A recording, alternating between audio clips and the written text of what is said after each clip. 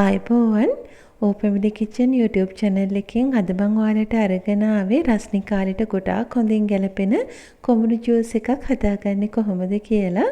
ඉතින් මම මෙතෙන්දි පාවිච්චි කරලා තියෙන්නේ සාමාන්‍ය ප්‍රමාණයේ කොමුණු ගෙඩියක්.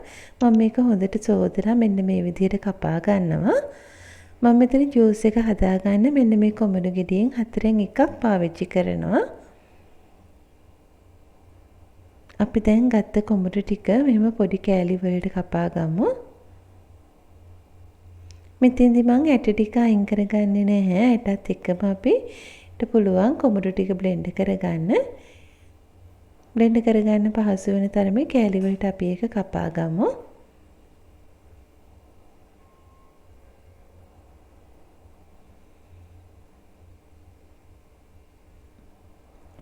අද මගේ වීඩියෝ බලන අලුත් කෙනෙක් නම් subscribe කරලා මාත් එක්ක දිගටම රැඳෙන්න කියලාත් ආරාධනා කරනවා.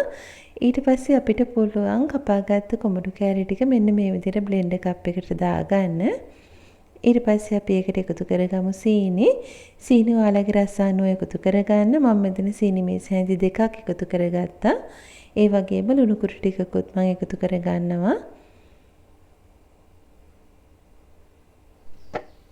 දැන් මම මේකට වතුර බොහොම පොඩි ප්‍රමාණයක් එකතු කරගන්නවා.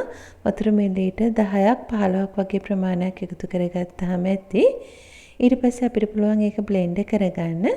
ජූස් එක දාන කප් එක එහෙම නැත්නම් ග්ලාස් එක සරස ගන්න මම මෙන්න මේ විදිහට වටේ ධාරයට දෙහි ටිකක් තවරලා ඒකට සීනි ටිකක් තවර ගත්තා.